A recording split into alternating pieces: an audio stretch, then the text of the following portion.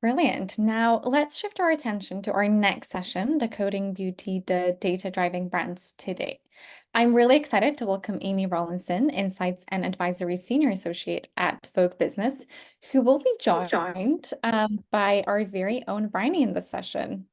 I know Alex and I were actually laughing together because we thought it was really funny that I was going to be introducing myself to the stage, but I'm super excited to chat to Amy. You can see her wonderfully with us here, the operational brain behind Vogue Business's inaugural beauty index last year, which ranked the top players from a variety of luxury, affordable, and celebrity-founded brands across skincare and color cosmetics. Launchmetrics actually supported the project with our media impact value data. And today will be all about getting Amy's inside scoop on the role of the index and the power of data within today's landscape. Brilliant. Well, as much as I'd love to stay, I think this might be my cue to leave you.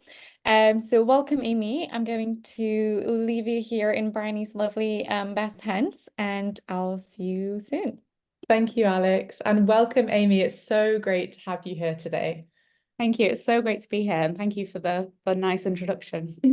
Of course. I mean, I think it would actually be great to hear a little bit more actually about yourself to get things kick-started. Yeah, of course. I'm a senior member of the advisory team at Vogue Business. So I develop and lead our research projects, and that includes the Beauty Index, which we'll be talking about today. I can talk about it until the cows come home. Amazing. That's what The we want. fashion index as well, which covers the top 60 brands within luxury fashion.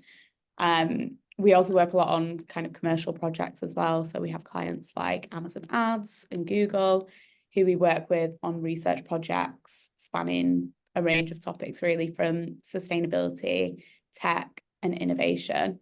And that's mostly consumer research, which we use our Vogue and GQ panels for here at Condé Nast. Amazing. Gosh, there's so much to get into. I'm so excited. Before we go into the details a little bit, I think it would be good to set the scene on the index itself. So this was a project that you were spearheading, a first of its kind study, and it was looking at a cross section of the industry. So with that, bringing together insights and learnings from established global leaders, but then also disruptive newcomers. Do you think you could tell us a little bit more about kind of the index's pertinence to the beauty industry today and the importance of developing a data-driven perspective to industry analysis in general? Yeah, of course. I mean, the index, like you said, the first of its kind, it was published in October of last year. We'll be heading into research soon for the next edition, which is very exciting. I think it's really interesting for the industry right now because, as you mentioned, Briony, we cover both established and emerging leaders, which is a rare combination, really, and it allows us to really get into the kind of nitty-gritty of some of the interesting dynamics within the industry at the moment, which is those larger players kind of struggling to maintain that share. For the research, it was 30 brands that we looked at, and we looked at 120 data points per brand across key pillars. I've already mentioned our consumer research, which we do for most of our projects. So we asked about things like awareness, brand association, purchase intent. And then we also did some digital research, which is where you guys at Launchmetrics really supported us with that media impact value. Yeah. And we also audited on ESG and innovation as well. And then for the consumer research portion, we covered 6 markets for that. So China, UK, Italy, France, US, and the Middle East. And we had over 3,300 respondents out of there. So really global, really kind of a holistic look at what these brands are doing and what that says about their competitive standing as well. Yeah, do you know what? I was just thinking really as you were speaking, this kind of consumer research today is just so important because ultimately brands need to understand their customers. And it's not actually just about understanding their customers, having said that, it's actually the customer that you want tomorrow and the customer of your competitors as well, all of which are just consistently changing, which makes everything all the more fun. But yeah, just in general, overarching kind of analyses like the beauty index, I think, are so important for keeping brand fingers on the pulse and contextualizing industry positions for brands in general, just to make sure that you're not blending into the background when the competition is surging so quickly ahead. I know actually this was the first of its kind for the beauty vertical specifically. I think, do you know what, listening to you, it's really easy to accidentally lump fashion and beauty together, but I know that this index has been particularly important for distinguishing clear differences between the two. What do you think it is about the beauty industry in particular that makes kind of this analysis all the more pertinent? Yeah, I there are huge differences, like both quite trend led, both are very, image, self-expression led. But there are still so many differences between the two industries. From one standpoint, like beauty's a lot more based on the element of like efficacy and the kind of science backing that it has. But then we also see like the history of brands being completely different. So when we do our fashion research, those brands tend to have about 50 to 100 years of history, which means that they're kind of drenched in brand story and brand heritage, and there's so much to kind of work with from those brands. Whereas the beauty landscape is actually characterized by much younger brands. So of the 30 brands that we covered within this index, actually only 4 were founded within the past 30 years, and 40% were from the past decade. So super recent, yeah. Yeah. It means that consumers are much less familiar with brand stories and heritage. So brands have to kind of operate in a different way to gain that recognition from consumers. We talk in the report about packaging playing a huge part in that. And it's also been much more greatly impacted by digital spaces as well, particularly because a lot of these younger beauty brands are kind of direct consumer brands. The only way that they could reach consumers is through kind of the social media landscape. So it has a huge impact on how consumers are interacting with brands. I mentioned earlier that we chose to cover established and emerging brands. And that's because there's so much interest from those established brands from the emerging brands. We see a lot of investment from the likes of Puig or Unilever, these big conglomerates investing in these much smaller players. So it just makes it a really interesting and right place to look at. It had kind of slowed down during the pandemic, and it's picked back up again with Dr. Barbara being acquired, and the same with K18 as well, the haircare brand. Was there anything, I guess, in particular, listening to you speak, was there anything in particular that surprised you from the results of the beauty index at all? I think that would be the ranking itself. The Ordinary came out as our #1 player, which is a very relatively smaller brand in comparison to some of the other people that we look at within the index. It actually ranked out as The Ordinary, followed by Charlotte Tilbury, and then Kiehl's, NARS, and Fenty. They were our top 5. So both The Ordinary and Charlotte Tilbury coming ahead of those more established brands of Kiehl's and NARS is actually really incredible. And again, it shows that openness to these newer brands, and also the differences in value points. For The Ordinary, that's value for money and efficacy is where it really stands out. Whereas for Charlotte Tilbury, it's really the storytelling about Charlotte Tilbury herself and the whole world building around the brand that has really seen it rise to those levels in the index. 100%. And you can almost see, just the stark contrast between the strategies of the established versus the emerging and how that's impacting growth. I mean, it's such a fantastic thing to be able to see side by side when it comes to consumer engagement, especially. I want to move on a little bit to talk about the various avenues through which consumers discover beauty brands. So I know that while social media obviously undoubtedly plays a significant role, the index looks at kind of multiple different aspects of brand discovery. Do you think you could talk a little bit about why you think social media has been more of a dominant force in the beauty industry and how this interacts with other elements, maybe of brand discovery as well? Yeah, I mean, social media is hugely important for beauty. It came out as the #1 discovery channel in our consumer research. And that's incredibly different from the fashion industry, where it's much more led by traditional media and the brand's own website. So really those kind of authority voices in the space. Yeah. And there's also a difference in tastemakers in general. Fashion is those more established magazines, newspapers, whereas beauty is much more peer-to-peer. And obviously that lends itself so much to social media. That's exactly what it is. Yeah. And then we also see that recommendations was a huge importance as well to beauty consumers. So actually a third of beauty consumers look towards recommendations from the friends and family. And reviews online as well, super important. And they are all things that lend themselves to online channels, especially how they exist today. We see it much more used as a means of discovering other people's opinions on beauty brands. And because it is such a personal category, that means that it's a much more important currency for that space.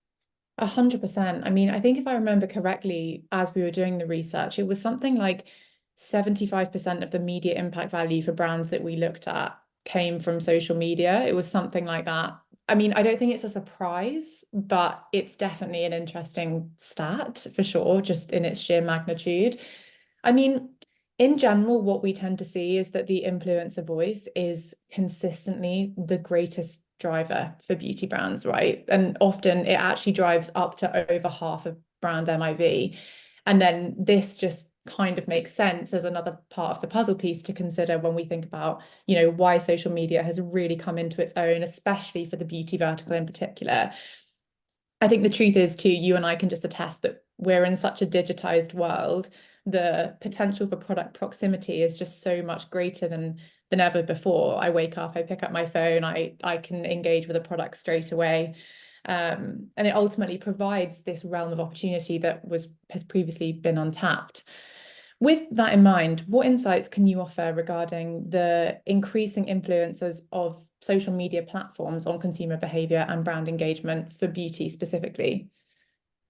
Yeah, it's huge. You said it yourself there. You wake up, you look at your phone, and it's there immediately. The recommendations element from friends and family, definitely, but that translates also into the kind of trusted influencers who do have to be trusted in this day and age for consumers to engage with them. Otherwise, they do just see it as advertisements. But then also other users within these spaces as well, and the review and tutorial sphere. We see it much more used as like a search engine now. So consumers seeking out where they would normally go to, I don't know, the likes of the brand's own website to find reviews on products. Like best drugstore foundation into TikTok, Yeah, exactly. Exactly. It's so easy to find, and it's where you already are, which is the most important thing. You don't have to go out of your way to Google, not that it's that hard. I know exactly what you mean, though. It feels like the extra step these days. Yeah, it's the extra step. And that's the thing, though. People today do see it as being too far, even though it is just going from the thing you're already on and clicking off. To stay within the same app and be able to search for, what the best eyeliner is or whatever it may be. Yeah. It's so much more convenient. Yeah. And people also trust it more. I think that's the end of the day, they trust that peer-to-peer engagement.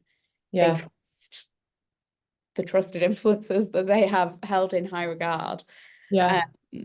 And they trust their friends and family who are on apps as well.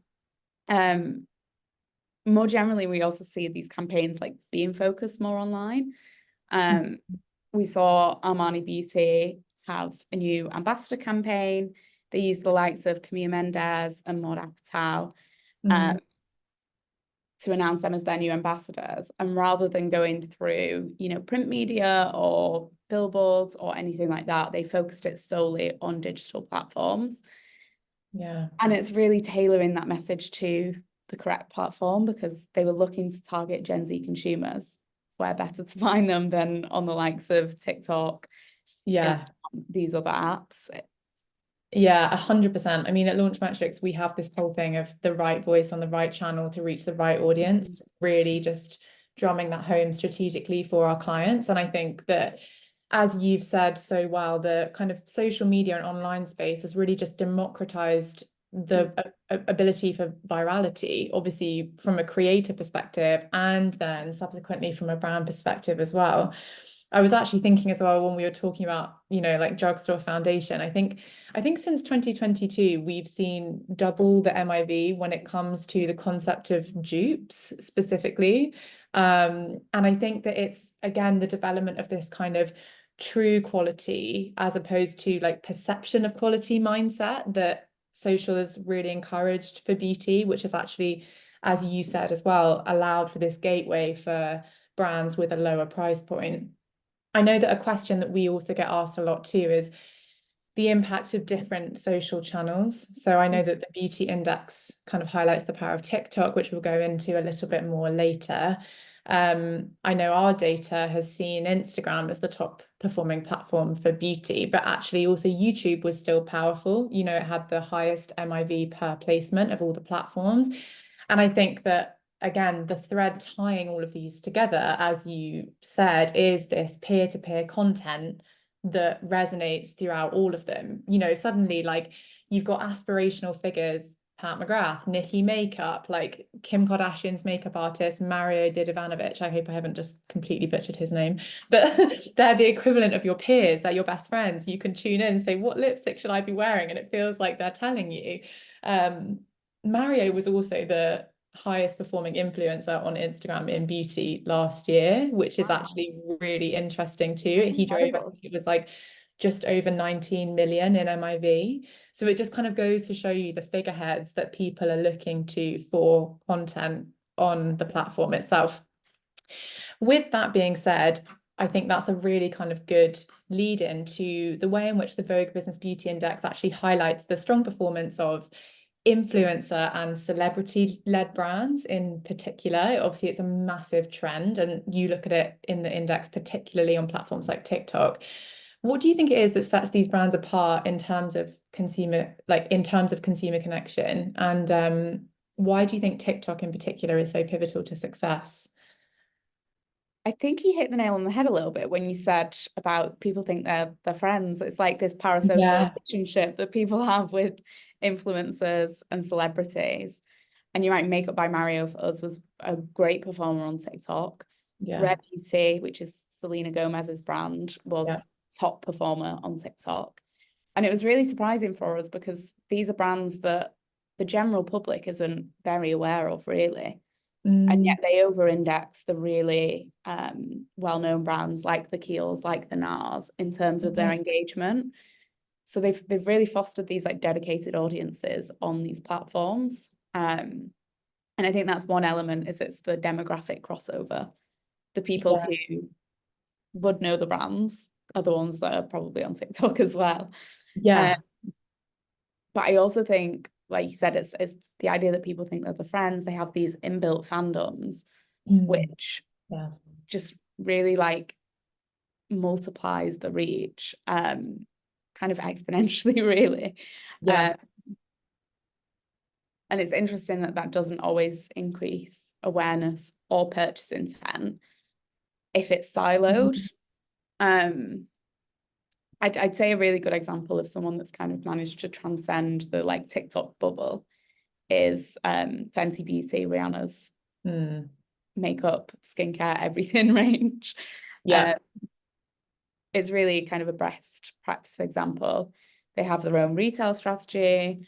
They use the kind of network to move away from the fact that Rihanna is actually the face of it at times. They use the likes of Lil Nas and other ambassadors to really, you know, drive the point home that it's not just Rihanna's brand, it's a brand.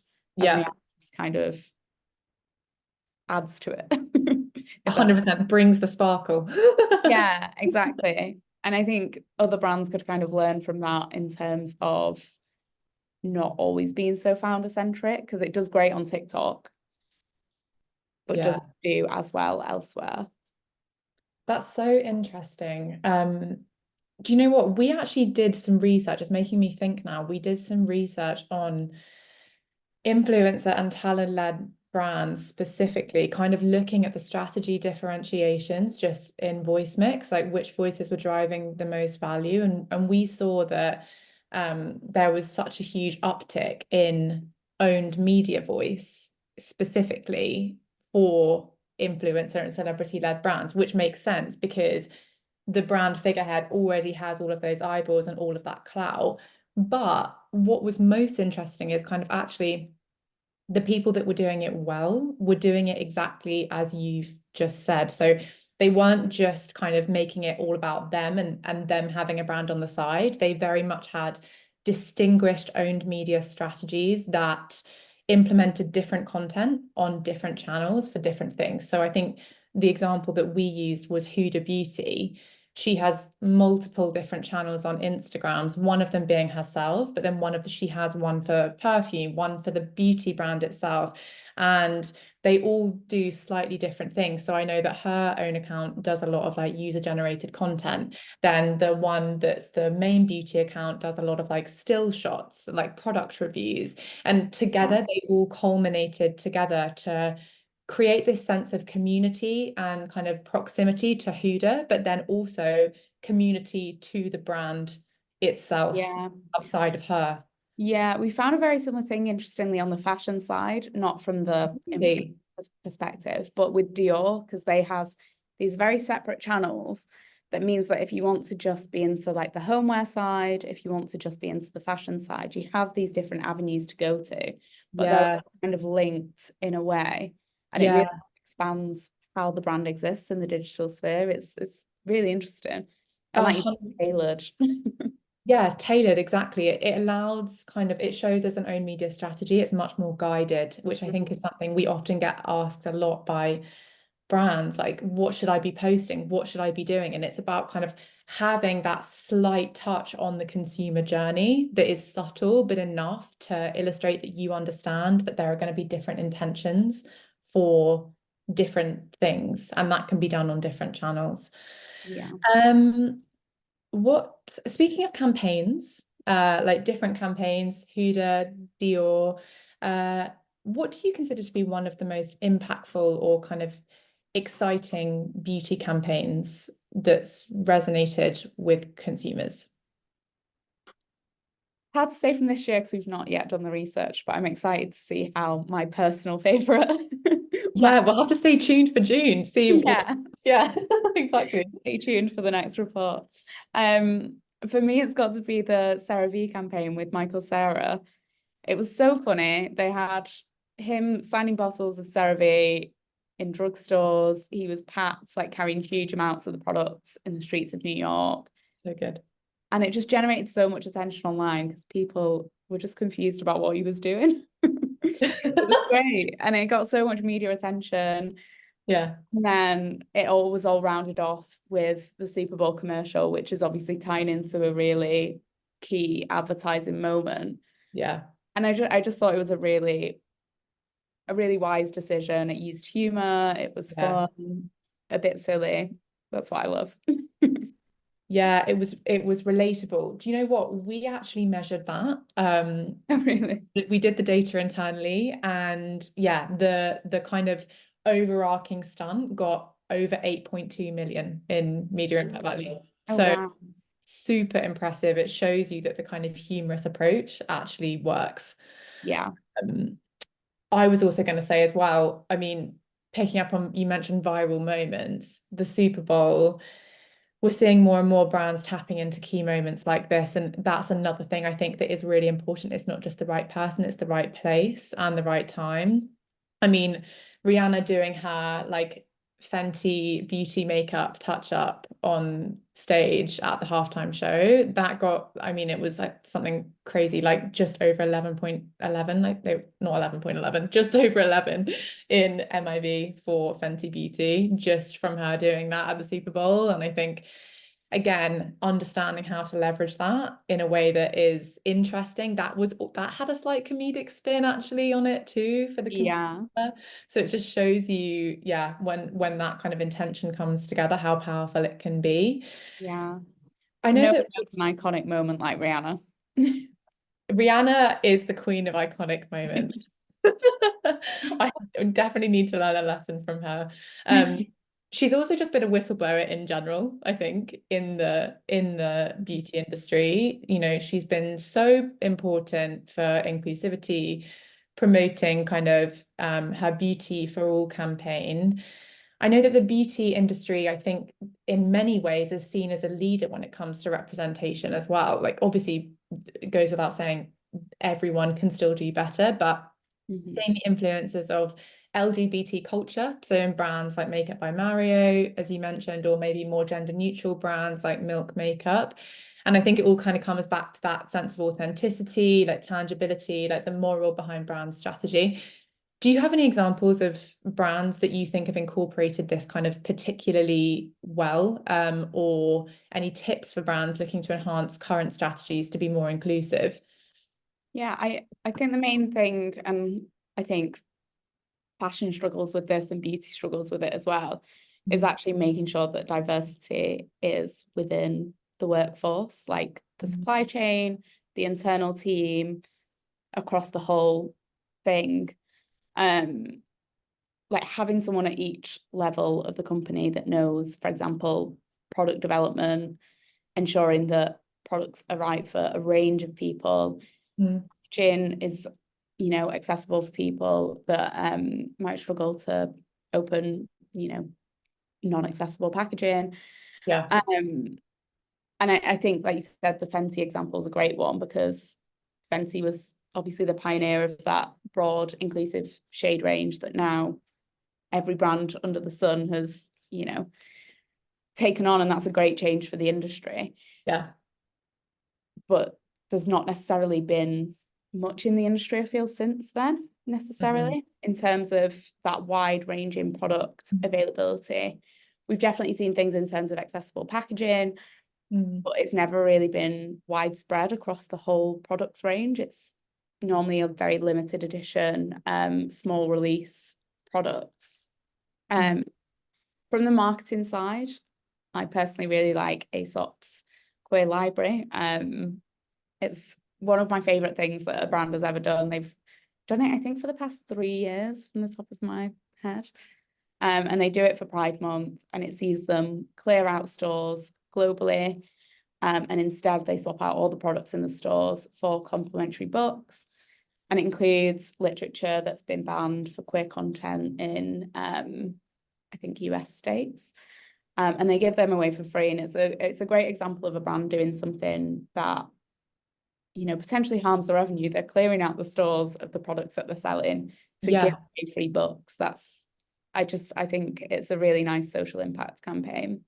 100%. I think it's, again, another example of taking the right risk.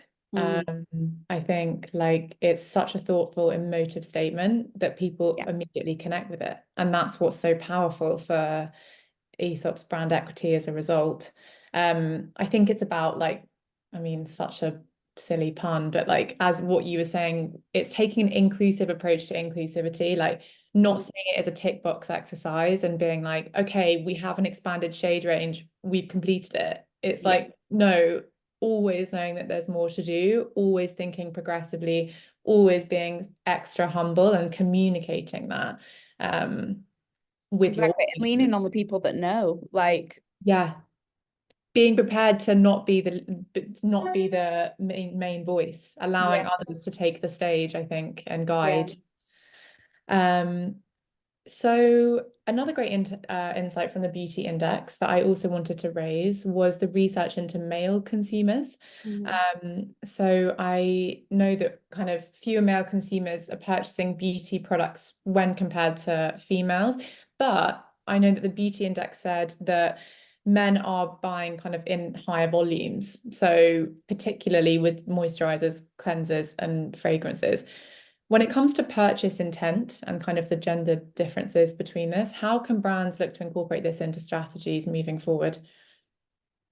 Yeah, I think looking at what's important to male consumers. So female consumers are very driven by self-confidence. That's what the biggest response in our survey was to why they purchase beauty. Men, on the other hand, are more driven by self-improvement. So they want to look better than they did prior to using whatever it is they're using. So really there's an opportunity for efficacious and clinically effective products specifically for men. What's perhaps not surprising about the male consumer is that awareness is a bit lower than the female consumer. In general, not being brought up on a diet of, you know, you've got to look this way and that, use this cream, that cream, their whole lives. So really communicating with men how to use these products, what products would be right for them, is key to sustaining that engagement. And we've seen brands do this, not necessarily male targeted, but Selfridges do beauty bag makeovers where in store they'll take you through a whole makeup range. And we did an article with them where they actually said male consumers were really happy to come into store and to talk about that. And then also The Ordinary have a kind of regimen builder as well. A really interesting one, I think, is Charlotte Tilbury, who did a Father's Day campaign. So they really expanded from their regular user. And whoever was gifted their Father's Day gift could come in for consultations and skincare pampering through the store. So really educating, but also onboarding a new consumer, which I just think is... I love that. So smart. Yeah. Yeah, so smart. I am so aware that time is slipping through our fingers. So I know we've got so many different questions. I'm going to skip down a little bit. Let's talk about brand equity. Ultimately, that's what we do here at Launchmetrics, is help our customers to develop their brand desirability, their prominence, in contrast to the rest of the industry. What factors do you think are most intrinsic to driving beauty brand value and standing out within today's market? Yeah, I think value's very driven by things like efficacy. I feel like I've said efficacy a million times. It's important though. Yeah, efficacy, ingredient transparency is super key right now. Consumers are so well educated about beauty products, or they think they are. They're probably not as well educated as they think they are. And are just really interested in it. And brands should really lean into that and be super transparent about ingredients. I spoke about The Ordinary being #1 within our index. I actually think that's why they perform so well, is because it's quite a simplistic way to look at ingredient-led skincare, how they do it.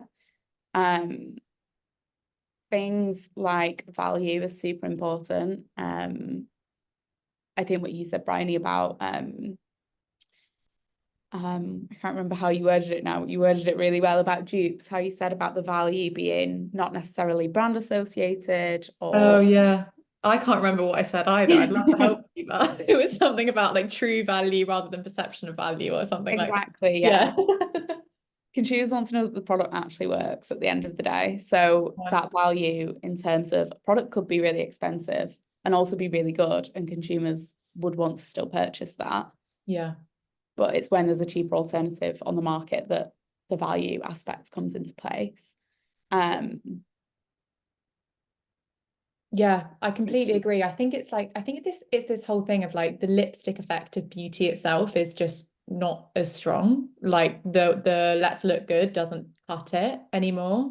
Yeah. And brands need to look for other ways to add value, which The Ordinary does so well across so many different sectors. You know, like as you said, luxury signifiers, like clinical results, etc. I think the other thing as well that the beauty index spotlights so well is that The Ordinary was reviewed or said as being a brand that consumers quote that they can trust, or kind of a brand that stands for something. And I think that that is particularly pertinent. Again, I feel like maybe efficacy is your buzzword. I feel like authenticity is mine. Like it's this whole, we just I keep feel like I'm saying it over and over again, but it's this idea of authenticity that it's interwoven with value for consumers of today. And we know that 70, I think it's like close to 80%, I think the stat is, of Gen Z now say that whatever a brand stands for is more important than kind of what the brand looks like. And I think the brands are really feeling that and hearing that, and messaging on that is becoming, the most important thing. Let's finish with one point and then we'll take the audience questions. So what is your personal insight on kind of the biggest factors driving brand loyalty? So not necessarily awareness, but repeat purchasing for beauty. Yeah, I mean, I think this is something that we've kind of touched on a little bit, in that brand loyalty doesn't exist as much for beauty as it maybe does for the likes of fashion. And instead it's very driven around kind of hero products, and they're much more products loyal than brand loyal. So products need to be good. Getting the product formulation right for, say the skin type that you're going for or whatever it is, getting that formulation right is key. And then there's also the emotional factors. So beauty is so tied to individual needs and routine and self-care, that the drivers, unsurprisingly, are things like trust and like the values of a brand are just so important to consumers. Yeah, it's true. I think there's a bigger stock placed in beauty products almost. I know I do, at least subconsciously, for my well-being. Like, you have a bad day, you finish your bad day and you look to like a moisturizer or I don't know, like a hair product or something to be like, you're going to rejuvenate my day. And there's so many products now that have like signifiers of kind of holistic wellness. They'll have things like functional fragrance in, or there'll be instructions of how you should use it. You should, try and breathe deeply while you're applying your moisturizer. I see it all so true. Meditate whilst massaging in. Yeah, exactly. And I think that's another thing that consumers actually do really like, the idea that a beauty brand's kind of there for you in a way, or the product is at least. Yeah, they're friends in and of themselves. 100%. It's interesting. And then I also think beauty is a replenishment category. So if you want loyal consumers, you need to make sure those products are easily accessible. So partnering with multiple retailers, making sure, consumers aren't likely to switch in that period of replenishment is the kind of, I'd say it's one of the biggest ones. I know I've used the same concealer for the past 7 years now. 100%. I'm the exact same. My makeup bag, I don't think, has changed since I was 18. So it's really hard, I think, to make consumers swap in beauty. I think it's just so personal. So what you like is what you like, and it could be different to everyone. Yeah, totally. When it comes to kind of looking at changing consumer perception, maybe tapping into some new new regional areas, regional markets. I know that the index spotlights the power of the Middle East in particular for growth. Beauty and growth combined is growth. Can you speak a bit more on kind of the Middle East and what the index was saying? Why do you think it is so powerful? What do you think is going to be the most important thing for brands to bear in mind? I think the Middle East is quite a big growth market, kind of generally across the board. But in particular, we've seen a really strong appetite for beauty products. So nearly all of Middle Eastern consumers have purchased skincare in the past 6 months, and 84% purchased colour cosmetics, and that's including both male and female consumers. So that's probably close to 100 if we're looking simply at female consumers.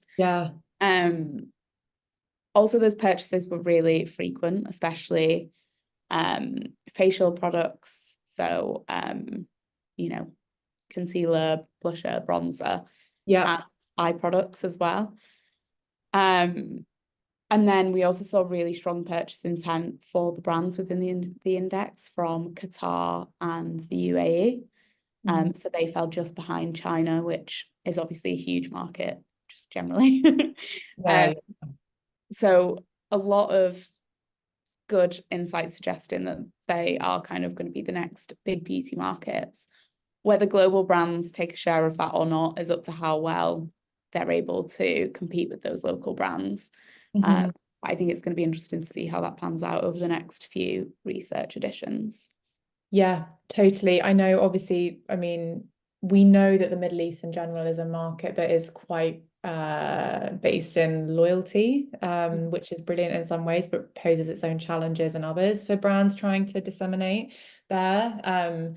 We looked at some data, I mean, this is a while ago now, but we looked at Robert Cavalli's kind of Paradiso perfume campaign that was launched with Lebanese influencer Karen Wazan. And we saw then that not only was Karen kind of so vital for the majority of the MIV push that was created, but actually the top two performing regions for the campaign, even though Roberto Cavalli isn't a brand that's based in the Middle East, were the UAE and then Saudi Arabia. And it kind of showed that by leveraging Karen as an ambassador, they were then able to get into this market, contact that consumer, kind of generate that sense of loyalty that came with Karen, and then translate that to their brand as a result. I think it's just a really interesting kind of strategy to think about how regional ambassadors can help to develop a kind of global expansion approach. Yeah. Okay. I am going to whiz through to pick one audience question. I'm so sorry, we've got so many. For anyone that doesn't have a question answered, we can email you directly, and we'll do after the summit. But Amy, to wrap us up, let's go with, okay. Do you think that beauty trends have a shorter lifespan today? So for instance, clean girl aesthetic, mob wife, etc. How can brands stay agile to leveraging these trends in good time, or is chasing every viral trend a waste of marketing resources? What do you think? I think definitely shorter. I think that's Yeah. kind of an obvious one across both like beauty and fashion. I think fashion's become so short now that all the trends have merged into one, and we're seeing all eras at one time. I think the same's kind of happened with beauty, but it's harder to kind of spot where they've merged. Whether it's a waste of time, I think that's a tricky one to say. I think it depends on how much the trend relates to the brand itself. Like, is your buzzword, Briony, is it authentic for the brand? Authentic. Does it have efficacy? Yeah. Is it authentic for the brand to do it? If it's not, then don't do it. It's not a good look. But then if you are doing it, bring something new to it, whether it's I don't know, like a strawberry girl tutorial, or if it's a certain ingredient that's become really popular, then maybe it's, you know, information about that ingredient or how that ingredient can be mixed with certain ingredients and not certain others, to make it a bit either entertaining or educational and bring something a bit new to the trend. I think that's the best way for brands to leverage trends. Yeah, totally agree. I think as well, maybe being considered and strategic when it comes to content type for trend as well. I know that we actually spotlighted in our Instagram report the power of reels, and I wasn't 100% aware before, but we, you know, saw some data looking at a couple of different influencers, and actually reels proved to be more powerful than TikTok for a specific Charlotte Tilbury campaign. And you know, when you look at what a reel is able to do when it comes to like exposure to a larger user base, or being part of a curated feed, or, you know, the tagging and product kind of linking capacities that the reel offers, with greater ease, it makes sense. But I think it's very easy for brands to sometimes go, there's a TikTok trend, I must immediately make a TikTok. And yes, 100% TikTok is proven to be super powerful for the trends, but thinking about how that can then resonate across a multi-content strategy and how that might actually be more powerful overall. I also think some of the less trend-led kind of like irreverent TikToks that I've seen have been like the most interesting that I've seen from brands. I think Loewe especially are doing so much in terms of, I know, fashion and not beauty, but they're doing so much in terms of being really unique and not following trends, but still garnering huge amounts of attention because they're just being creative and irreverent and often a bit silly. Exactly. I mean, well, a trend has to start somewhere, you know? So again, taking that risk, having the confidence in kind of the authenticity of your content for your consumer. I think that's the approach. Amy, honestly, I could sit here all day. We have so much more that we could say, but I'm aware that it's almost the hour. So want to say a huge thank you to you for your time and your insight. This has been so interesting. Thank you so much to the audience for your questions. I'm so sorry that we didn't get to all of them, but we will follow up after the session takes place. And yeah, be prepared for the Vogue Business Beauty Index that will be launched. When is it? Is it in June, Amy? June or July, to be confirmed. June or July. TVC. Watch this space. Amazing. I would say I'm going to leave the stage too, but I'm going to stay here. Welcome Alex back. Amy, you're free to stay with us if you'd like to for the rest of the session. Thanks so much. Bye. Thank you.